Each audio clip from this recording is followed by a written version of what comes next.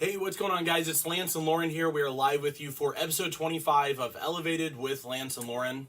And this one is 6 ways to refill your cup for more success and quality of life. Yep. This is one, we had a different one that we were going to do, and this one is absolutely so, in my opinion, I think it's so pertinent for stages of people's lives that we're going through. So, nevertheless, we're going to share, these are just ones that we have found over the years. We have, what do we have now? Nearly 30 years between us of doing coaching and studying, how to improve ourselves and help our clients. So take these for what you will, but these are ones that absolutely help us to stay on track. The reason that we're doing this is because so many people, though, tend to feel like their lives are falling apart and they find themselves feeling victimized by life as opposed to feeling invigorated and feeling like those things are lessons to help us to move forward. And the thing of it is that no matter what your goals are, whether in fitness, whether in your business, your finance, your marriage, it does not matter. If you're not finding ways to refill your cup, you're going to be bringing your empty cup self into the next thing that you're doing. Right. So if you're wondering why you don't have discipline to stick with your nutrition or to work out, you might be pouring from an empty cup. If you're wondering why you're kind of a little snappier with your significant other than usual, or maybe you're, biting your kid's head off, you probably are pouring from an empty cup. And so these are the things that we want to talk with you guys about today.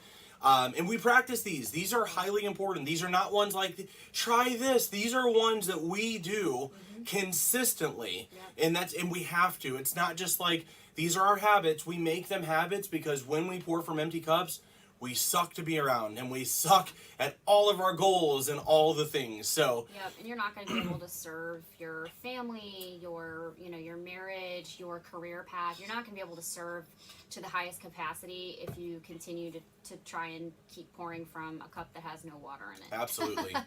We've learned that the hard way. I would say that's where like my biggest mistakes happen in dealing with people is when I'm empty and I'm just keep trying to give versus like saying no to that and filling up myself before I go back to that situation. Definitely. So. And the thing of it is I'm glad you mentioned the word serve, because that, guys, here's the thing. What we do in fitness, what we do with our live coaching clients, all of this, it is all based on helping that person become the best possible version of themselves, but not just so that they can sit and admire themselves. It's so that you can get out there and serve. You can serve others. You can make an impact on the world.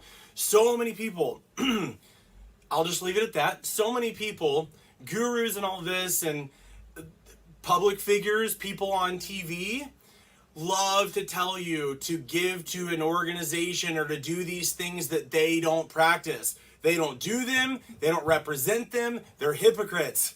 And it doesn't make any sense. And you want to follow things that are not based on your selfishness. It's based on serving others. And nevertheless, I just wanted to say that that's what our focus is. So very first one that we're going to be talking about is reading self and character development books, guys. These are huge. Whether you use Audible, whether you use, I know that that's something that's helped tremendously. I am not a page turner. Like, honestly, y'all, this is a coach speaking, but I have better things to do than to sit down and turn pages in a book. And the reason I say that is because my brain is very task-oriented. So I love Audible because I can drive and listen to a book. I can be cleaning the house and listening to a book. The only thing I can't really do is work and listen to a book because my brain's on work stuff. But the point is that I can work out and listen to a book, and that's how I do books, by the way. So if you're someone who goes, oh, I hate reading, go with Audible. I promise you'll change your life. And Tony Robbins calls that net time, or no extra time needed. So think about that. Because if your excuse is I don't have time to read, you definitely are driving. You're definitely, I will say, you're probably in the bathroom. So my point is, you can find ways. Stop the scroll. And that's, guys, that huge. Just being aware that you're constantly scrolling through your phone. That's one of the things that we're talking about, is that we are being subjected to everybody's negative opinions, everybody's negative emotions, the social media nonsense, the media nonsense, and at what point is all of this stuff depleting us that we're able to refill it? Most of the time, we're not. And I think we don't even notice it until it's too late, typically. That's what happens. Normally, what we notice is that we'll have a client suddenly go through a little freak out spaz moment, Yep. or we will, Yep. or we'll notice that somebody just takes like a hard right or left turn in an area. They're like, whoa, that's a cornfield, bud. What are you doing? And it's usually where the person's like, I don't know, I'm just freaking out. Yeah. All these things are happening. They start listing things and using their toes to count all the things. Right. And it really is because of the fact that they are pulled in so many different directions that they don't even have their own mind cleared up. And as you can imagine, this leads to major anxiety. So self-development books and character development books, you know, anything from John Maxwell. I was gonna ask you, do you have a favorite author? Yeah. I mean, John Maxwell, I would definitely say Stephen Covey. Yeah. There are so many of these authors, guys. Yes, there are a lot of goofy authors that are out there nowadays that I will say, and some of those things are a little bit more fad-like than what I prefer. Yeah. But there are some of the old ones that are tried and true. There are truly amazing books that help you to get out of your own way. The book Psycho-Cybernetics, I think it's Sidney Modwell is who that one is. And that one is such a book that helps you to realize that your patterns that you're operating in, you may not have chosen intentionally. Right. Meaning that if you don't like the outcomes that you're getting, you may not realize that you're putting in a formula to get that dang outcome. And books like Psycho-Cybernetics, or Why Talent is Never Enough, or The 360-Degree Leader. These sort of books will take you out of the fixed mindset that you're in and help you to put yourself back into a growth mindset. Yep. And there's power there. There's power. Yep. So the second one, guys, same thing. This one Lauren does a lot in just as far as, well, I'll just say it. So you've got watching videos, webinars, and going to seminars that are uplifting, that take you out of your usual routine or break the patterns that we fall into. So Lauren studies a lot related to like end times within the Bible, and there are tons and tons of pieces of literature out there, but for her, she studies under a lot of, I'll call them mentors or other coaches, theologians, yes. Theologians. So these individuals she watches, and she'll turn up the speed to be able to get more done. But this is the way that she does. Let me Go share ahead. this one. Yeah, go ahead. Cool. So I watch. I wasn't done, by the way. I know. I'm cutting you off because this is the one I can really share on. I do. I watch a lot of video. In fact, I would say the majority of my learning does come from video. And the reason why is I am a visual learner, y'all.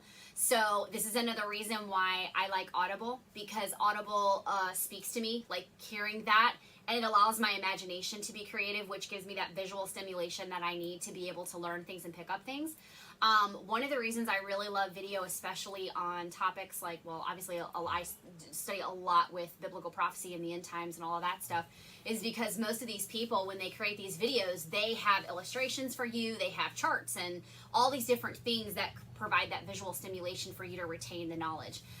So I would say that that is one of my favorite things about video, is that it is very stimulating to my brain. And so if you're someone who, I didn't have a tough time comprehending in school, but I did the best when I had teachers that taught visually. I loved visual aid teachers and things of that nature. So I think that's why video speaks to me a lot. So I would say if you struggle with reading, I mean, a lot of even your authors and stuff, they have YouTube channels. They have all kinds of stuff where you can just consume their content and learn that way. So. Yeah. The thing of it is, guys, is what I was going to say before she cut me off was specifically, I know, and I was going to turn it over to you, but you were too eager. You would have said all my things. I would not have, because here was the thing I was going to say, and now you guys can listen. The thing of it is the reason we're talking about a couple different versions of this, and the reason I was going to ask her to talk about this one, is because she is what's known as a visual learner. And the thing of it is that there are auditory learners, kinesthetic learners, which is where you learn more by touching and feeling or working hands-on, and then the visual learner, which is more where she identifies with. The point being is that we are in 2021 right now, at least when we're filming this, and the fact is that if you want to find something, I have learned things beyond comprehension that I would have never found if it weren't for the internet and books and finding videos and different ways of doing things.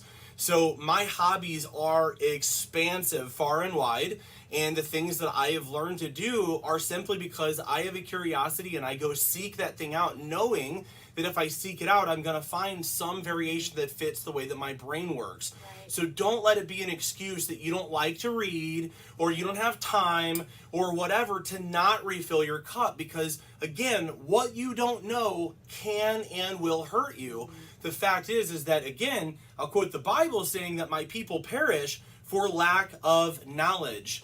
And the fact is that we want to make sure that we're learning more about how to do better, how to serve better, and how to get out of our own ways in this life so that we can be, well, again, a higher quality person. So, number 3, guys, this one's huge. Surrounding yourself with those who uplift, who speak truth in love, and also read your emotions before subjecting you to their problems or anything that's going on. Now, I'm not saying that this is going to be every single thing, but if you've got the person where you're wearing the weight of the world on your shoulders and you walk in and they don't notice it and they're just like, what's wrong with you? Never mind. Well, here's the thing, and start just blasting you with all that stuff. That can lead to what feels like social unrest, meaning that you're around the person, you enjoy being around them, but the interaction is leaving you feeling either depleted or feeling like you're there to fix their problems or entertain them rather than having some sort of mutual exchange. If these things are happening, I would say, consistently, these are individuals that for now you may want to lessen time around, because they're, technically speaking, their behavior is significant of what we call energy thieves, which is where, again, this is the whole sort of thing. Say emotional vampires, didn't we? We used to say that also, yeah. Okay. All the same concept. And the thing of it is the emotional vampires are the ones that are usually like, they dump all of the problems and you're going, whoa, and your body language is going, this is too much, and they see it and they don't care, and they just can't. It's just word vomit, just more and more and more. These are individuals who do need help, and they do need a friend, but you've got to be in a place to support them. And if what you're going through or where you're at is already in a place of emptiness, what ends up happening is you're trying to be around this person to help them because you feel obligated, but there's no solutions there. You're not giving them anything that helps them get out of it. And what I've seen more often than anything is this individual, you eventually end up phasing out or cutting out because they end up overwhelming you so much that you just finally just have to break free and they never even know. These are the sort of individuals that you want to make sure that you're limiting time with and preparing yourself to make sure that you're prepared for whatever outcome you desire with that individual. Yeah, and I know that the next one kind of feeds off of this. Go ahead and read it. Okay, cool. So, because I have something to say about it. Mm-hmm. I'm going to cut you off too. Oh, you cut me right off. The fourth one is lessening time with friends or family or coworkers who tend to make you feel unworthy, tired, or defeated until you're recuperated or stronger. So the one thing that I want to say to you that might actually empower you, it's something that I have to remind myself of constantly and also be reminded of. You do not have to take on everyone else's problems. Yep. You don't. And if someone is asking you to do that and you are not in a space to carry the load on your shoulders for them, you've got to empower yourself to say no, and you can do it politely. You can let them know, hey, I would love to carry this burden with you. I would love to be able to be the shoulders that could help, but I'm going through a season right now myself, and I cannot take on anything else because I'm barely keeping my head above water as it is. Guys, I've had to do that. I've had to do that as of recently. And it's just one of those things that it's hard to say because you don't want to hurt someone else's feelings. You don't want to make them feel like you can't be there for them. But sometimes it's just the truth of where it is because I can't give them my best anyway. I'm caught up in all of the other things that I'm trying to, fill my own cup up, so to speak, again, because I'm on empty, right? And so get into a space, I know it's hard, but it takes practice, that you don't have to take on everyone else's problems and be everyone else's superhero. You weren't designed for that at all. So my variation of that is a little bit different. I tend to be a little bit more concerned with how things sound on the other side, which again, this is not necessarily a good thing. This is sometimes very over-inhibited, meaning that I worry too much about how things come off. So my version, the reason I'm giving you my version, if you heard that and you go, some of you are going to hear that and go, yes, I needed that, and that was awesome. You're gonna go, oh my gosh, that's really stern. And you need, and some of you might go like, I could never. Right. And if you're one of those ones saying I could never, the softer approach that I like to use that's different. Now again, this is not right versus wrong. I do not recommend her using my approach because it's not going to feel good to her, just like it wouldn't feel good for you using her what you might deem as stern approach.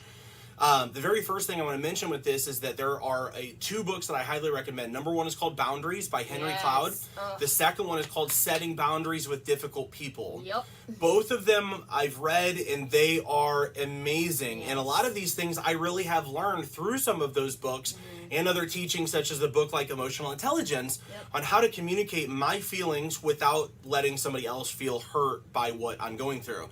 And so my method on those sort of things, rather than just stating flat out, I can't help you, I'm not able to, not that that's what she was saying, but I'm in a low place, I can't help you, I'm just not in a place. Now that's very honest, it's very okay, everything is okay with it.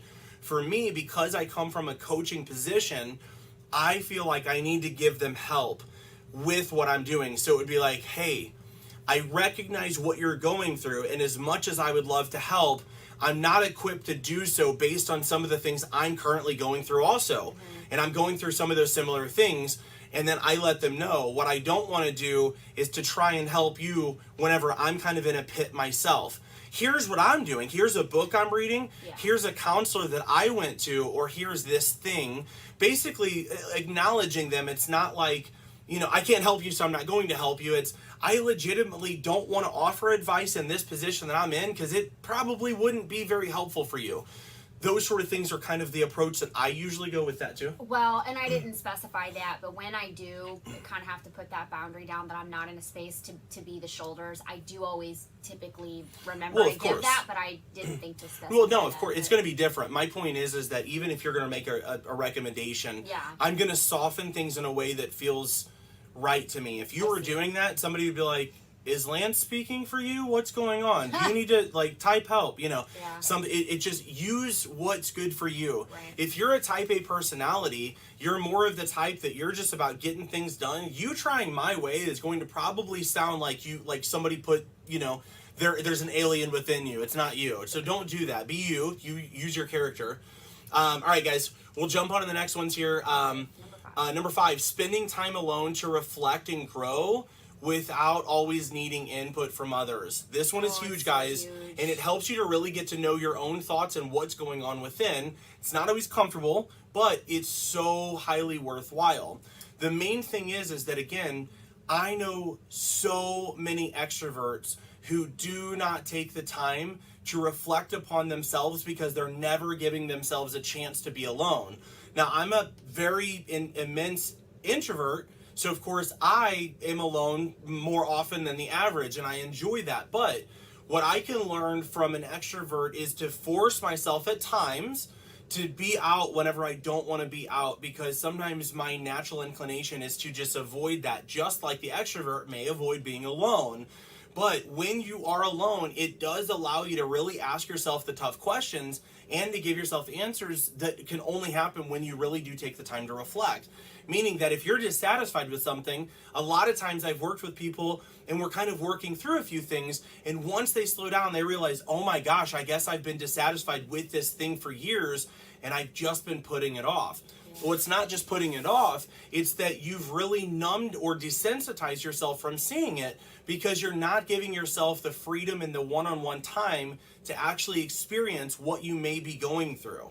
So that's a huge one. And again, I don't remember which psychologist that I was reading about that, but almost every one of them talks about how people lacking self-time is a huge factor for making rush decisions or for simply making decisions that kind of keep you in the same self-fulfilling pattern that you don't want to be in. Yeah. So, number 6, I'm going to read, and then I want you to talk about too. Okay. So, because I want to talk about the app using this one, but this is more your forte. Okay. If you guys are hearing background noise, I think our neighbors are cutting wood. It sounds like it. Tree fell. Yeah. So, it fell hard from lightning. Yeah, it was crazy. We saw it. Lightning and wind. All right, so here's the number 6 one, guys. Take this for what you will, but let me just tell you something. This by far is the most important. I cannot soften it more. This is by far the most important. And again, whether you realize it or not, it's up to you whether you see that or how you'll use that. But here's the deal. Reading the Bible is by far our favorite way. But we use an app. Lauren turned me onto this app called Through the Word, TTW, which helps you to actually understand it and know the context of what the Bible is. It sucks reading things and not really getting everything out of it that there is to get out of it. And that's, I grew up, I read the Bible, and sometimes you'd get something like out of a proverb or something that's like, that's good, but overall you're like, what do I do with this? This is, it's the modern century, like, how do we do with this stuff? And what does this mean for me? And that Through the Word app really does begin to kind of help you to see how much you matter and what God intends for you. So yeah, so this app, by the way, it is free. It is an app created by a pastor named Chris Langham. I love his stuff. He is a brilliant mind. He is can't say enough good things about him. He's a scientist. His stuff is amazing. And he's also a pastor, which is really cool because there's so many topics that we can't get into on here, but he knows a lot about. So. But this app, what's really great, like I said, it's free. You can go through the Bible, either the Old Testament, New Testament, but what he does is take you chapter by chapter, verse by verse, explain to you when it was written, the context, who's involved, what it can mean, and each of the lessons that you go through are no more than 10 minutes, and that's what's great. And then at the end of it, after he goes through the lesson with you, you can choose the version of the Bible that you want to be read to, but then there's an actual excerpt from, if it's Genesis 1, then they'll read that to you. And so it's so cool because you can also do it topically. I highly recommend, though, if you're going to read the Bible, find a book of the Bible that interests you and go through it that way. Just because it's so important to not just pick out a scripture. Romans 8 says this and have no context of what Romans 8, what 7, 6, 5, 4, 3, 2, like that is the biggest problem today that we have. The Bible is one of the easiest ones to take out of context, yes, believe me. Yes. I've grown up reading it, yes. knowing it, and a lot of the things that I thought I knew did not. And the Bible was not written chronologically either, and I think that that's a lot of the problem too, and people love to take stuff out of context and wildly run with it and create new doctrines and all kinds of stuff out of it, and that's why Christianity can be a mess. So there's that, but I highly recommend this, and I will say it has been one of the coolest apps. I love it more than even like the Bible app that I used to use, because Chris Langham does such a great job, and he has a few other pastors and commentators that will come in and teach from these particular or create lessons based upon the chapter and verse. But I'm telling you, you'll love it. And what's really cool is, I won't give away names, but I have some friends of mine who are newer Christians, and this is the resource that I gave them to start their Bible study with. And they said they've always just opened the Bible and tried to read it and didn't make any sense, and now they're like, it's come alive to me, because now I can understand, like, oh, well, this is kind of what was going on whenever this was written, and these are the characters involved, and I didn't know their background, and I didn't know that blah, blah, blah, blah, blah. And it's just so amazing, because that's how it should be, reading the Bible, and it will change your life if you try it. So yeah, the thing of it is what I want to do is, because I love to put my money where my mouth is, because again, I am an open-minded skeptic, always have been, always will be, about everything. Yep. So for me, I do come from an academic background, and so I don't simply believe and trust God because I fell backwards into it and so on and so forth. It has been put under a lot of scrutiny. If you are like me, then what I would say is to take a 60 or 90 day challenge, in which case you will listen to Through the Word, or go through. If you've never read the Bible, or if you've read the Bible and not got anything out of it, or if you're already starting going like this, rolling your eyes about it because it's the Bible, then don't jump back in there. Jump into Through the Word. I cannot express enough how much it has helped me, because what you think you're reading is not what you're reading, I promise you. So the point is that there is power that's within the Bible if you actually go through it the right way. So my thing is, challenge me. Take this challenge and, test me on this, and take 60 or 90 days and reach back out. Listen to it daily. Go through it for 60 or 90 days, and if it doesn't change your life, send me a message. I'll chat with you. So anyway, guys, that's it. Those are 6 ways to refill your cup for more success and for quality of life. So we hope that you've enjoyed it. Yep. Let us know if you feel like there was value here. And mhm. which one resonated the most below. Yes. So, all right. Lauren and I are gonna shut this off and talk about interrupting. What? No, totally kidding. All right, guys. No, in all seriousness, though, we love to give each other trouble. But that's it. So stay tuned. The next one that we're going to talk about is related to numbing, escapism, and coping, and surviving versus thriving. So you don't want to miss that one. We'll see you guys soon.